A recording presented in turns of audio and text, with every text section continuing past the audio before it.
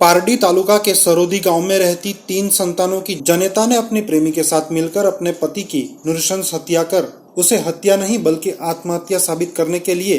पति की लाश को रेलवे ट्रैक पर रात्रि के दौरान फेंक दी थी। हालांकि दूसरे दिन सुबह जब पारडी पुलिस को रेलवे ट्रैक पर से एक कटी फटी लाश मिलाते पुलिस ने इस समग्र मामले की जांच बारीकी से करनी शुरू कर दी थी, जिसमें उन्हें यह मामला आत्महत्या का नहीं बल्कि हत्या होने का अनुमान लगाया था। जिसके बाद मृतक की पत्नी और उसके प्रेमी को हिरासत में लेकर उनकी पूछताछ की थी, जिस दौरान उन दोनों ने उस व्यक्ति की हत्या करने का जुर्म कबूल कर लिया था। इस हत्या के मामले को लेकर सोमवार को वलसाड़ जिला पुलिस अधीक्षक के कार्यालय पर एक पत्रकार परिषद का आयोजन कर वलसाड़ जिला पुलिस अधीक्षक ने जानकारी देते हुए बताया था कि पारडी तालुका के सरोदी गांव में रहती मनीषा नामक यह महिला वापी की मैरिल लाइफ कंपनी में काम करती थी। इस नौकरी के दौरान मनीषा की मुलाकात उसके एक सहकर्मी दर्शन पटेल के साथ हुई थी, जिन्होंने एक दूसरे से प्रेम संबंध बांध लिया था।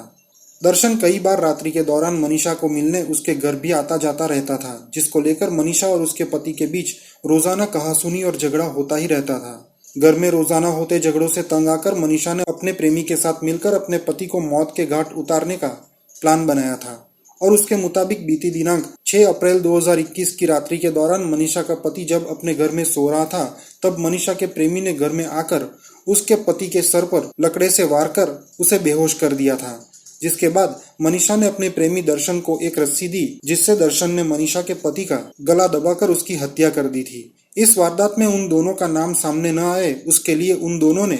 प्रेमी दर्शन की इको कार में पति की लाश रख उसे वड़वाड़ा भगवान विस्तार के सुनसान इलाके के बीच से गुजरती रेलवे ट्रैक पर पति की लाश को सुला दिया था। साथ ही पति की बाइक को भी रेलवे ट्रैक के पास रख दिया, जिसके बाद शायद लाश पर से ट्रेन के गुजर जाने से पुलिस को मनीषा के पति की लाश कटी फटी हालत में मिल आई थी, जिन्होंने प्राथमिकी जांच करने के बाद आत्महत्या का मामला दर्ज किया था। हालांकि जब पुलिस को लाश मिली तब उसकी पहचान कर पाना मुमकिन नहीं था, इसलिए पुलिस ने उस लाश के शरीर पर पहने हुए कपड़ों के आधार पर मृतक के बारे में पता लगाया और उसकी पत्नी को बुलाया, जिसने वह लाश उसके पति की होने का कबूल किया था। परंतु पुलिस को यह समग्र घटना एक प्लान मर्डर होने की आशंका होते पुलिस ने उस दिशा में इस मामले की जांच करनी शुरू कर दी। जिसके बाद पुलिस को एक अहम कड़ी हाथ में लगते उन्होंने पहले मनीषा और उसके बाद प्रेमी दर्शन को हिरासत में लिया, जिसके बाद पुलिस के प्रति प्रश्नों के दौर में मनीषा टूट पड़ी थी और उसी ने अपने पति की हत्या की होने का गुनाह पुलिस के समक्ष कबूल किया था। मनीषा ने यह भी बताया कि जब वे यह हत्या कर रहे थे तब उसकी बेटी ने यह समग्र घटना देख ली थी, इसलिए हमने उसे भी धमकाया था और इसके बारे में पुलिस या अन्य किसी को जानकारी नहीं देने को कहा और साथ ही जान से मार देने की धमकी भी दी थी। पारडी पोलीस स्टेशनની હદમાં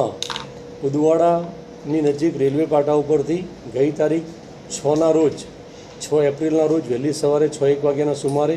એક અજાણ્યા માણસની ધડ કપાયેલી હાલતમાં રેલવેના પાટા ઉપર રેલવે ટ્રેન ફરી વળેલી તે હાલતમાં લાશ મળેલી અને તપાસ કરતાં આ માણસ પ્રકાશભાઈ રહે સરોદીનો હોવાનું જણાઈ આવેલું અને તેના આધારે તેના ઘરે જઈ તપાસ કરતાં તેની પત્ની મનીષાબેન મળેલા અને મનીષાબેનની જાહેરાત લઈ અને આ અકસ્માત મોત દાખલ કરવામાં આવેલું હતું અને તેમાં આ ભાઈએ આત્મહત્યા કરેલાનું પ્રથમ દૃષ્ટિએ તેમની પત્ની મનીષાબેને જણાવેલું હતું। ત્યારબાદ આ કામે મરણ જનાર પ્રકાશભાઈ છે તે તેની માતા જે છે તેનાથી બાજુમાં જ રહેતા હતા, તેની માતા અલગ રહેતી હતી અને પ્રકાશભાઈ તેમની પત્ની મનીષાબેન અને 3 સંતાનો સાથે અલગ વસવાટ કરતા હતા અને આ બેન જે મરણ જનારની માતાએ શંકા વ્યક્ત કરેલી કે તેની દીકરાની પત્ની છે રાત્રિના સમયે મેં એને જતા જોયેલી છે। તેના અનુસંધાને પૂછપરછ કરતાં આમાં આ જે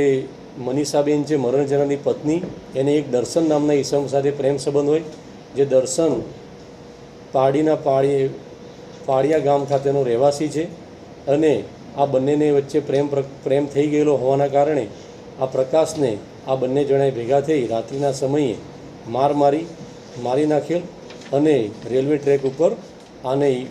દર્શનની ઇકો ગાડીમાં લઈ જઈ અને મૂકી આવેલાની હકીકત જણાઈ આવેલી છે।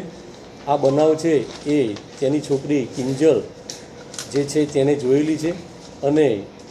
તેને પણ ધમકી આપેલી હતી, તેના કારણે આ દીકરીએ આ હકીકત પોલીસને કે તેના અન્ય સગા સંબંધીને જણાવેલ ન હતી। હાલમાં બંને આરોપીની ધરપકડ કરવામાં આવેલી છે અને આ ગુનાની તપાસ કરવામાં આવી રહેલી છે. સર આ હત્યાનું મુખ્ય કારણ શું, મોટિવ શું હતો?